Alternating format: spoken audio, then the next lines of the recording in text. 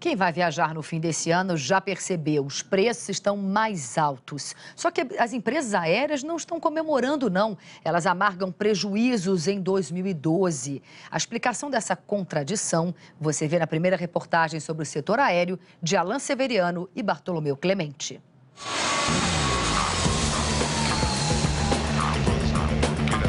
O ano em que os brasileiros mais andaram de avião. Indo para Belém do Pará. Londrina, São Paulo.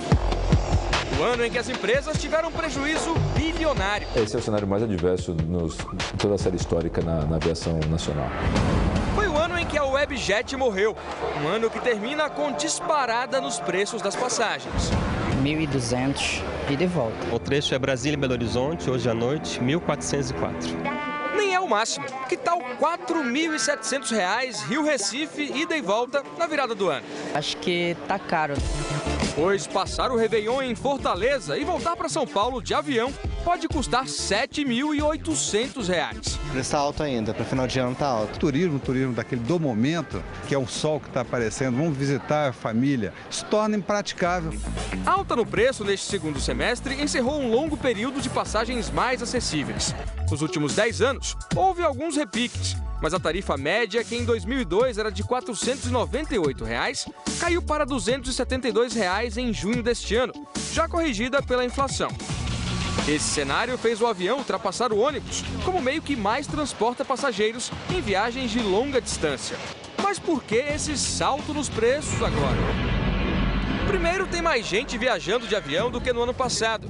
E as empresas diminuíram o número de assentos disponíveis. Ao promover a redução da oferta, é a mesma coisa do que vender água no deserto. Ou seja, vão vender pelo preço que querem. As empresas dizem que a maioria das passagens foi vendida a preços mais baixos e que só quem deixou para a última hora acabou penalizado.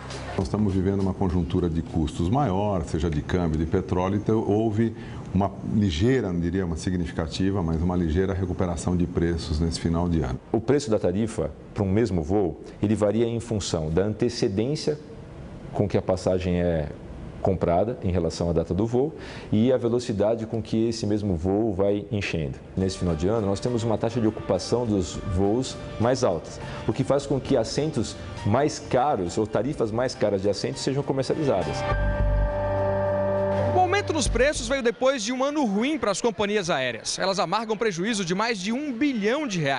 Mas como explicar a crise no balanço das empresas se esse mercado continua crescendo? O movimento nos aeroportos é intenso. Em 2012, o Brasil deve bater um novo recorde no número de passageiros transportados. Serão mais de 100 milhões de passageiros, quase 3 vezes o número de 2003. Depois de um período de crescimento com a classe C, renda e emprego em alta, as empresas dizem que foram atingidas pelo que alguns chamam de tempestade perfeita. É a conjunção de muitos fatores negativos. O aumento do querosene de aviação e a alta do dólar, que pressiona o próprio preço do combustível, além dos gastos com aluguel de aeronaves e manutenção. Elas culpam ainda o reajuste das tarifas aeroportuárias e a forte pisada no freio da economia.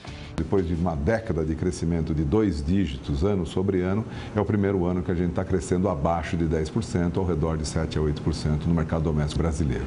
A saída foi cortar custos e 2012 termina com uma cor a menos no pátio dos aeroportos. O verde da Webjet saiu de cena. A Gol fechou a companhia um ano depois de comprá-la e demitiu 850 funcionários. Eles não fazem o enfrentamento necessário com o governo para diminuir os custos, preferem diminuir no trabalhador, não dando reajuste salarial decente e demitindo e deixando que quem fique trabalhe mais, faça excesso de jornada.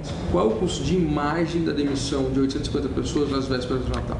Sem dúvida nenhuma é um custo alto, porém bem menor do que o custo de demissão de 17 mil pessoas que trabalham na Gol hoje. A companhia aérea, com um prejuízo de R$ 1 bilhão num período de 9 meses, tem obviamente uma situação de sangria de caixa importante. Nós estamos tomando todas as medidas dentro da companhia, as medidas gerenciais, justamente para mitigar esses efeitos, esses impactos.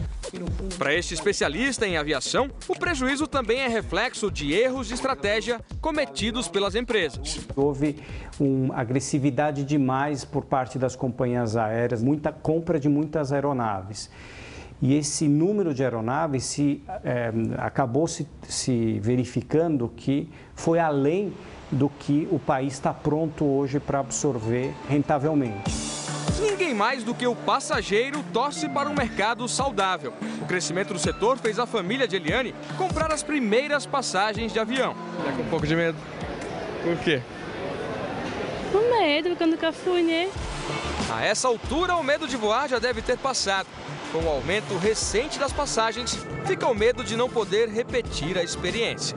Todo o sistema vive em função do passageiro e o passageiro não pode pagar essa conta.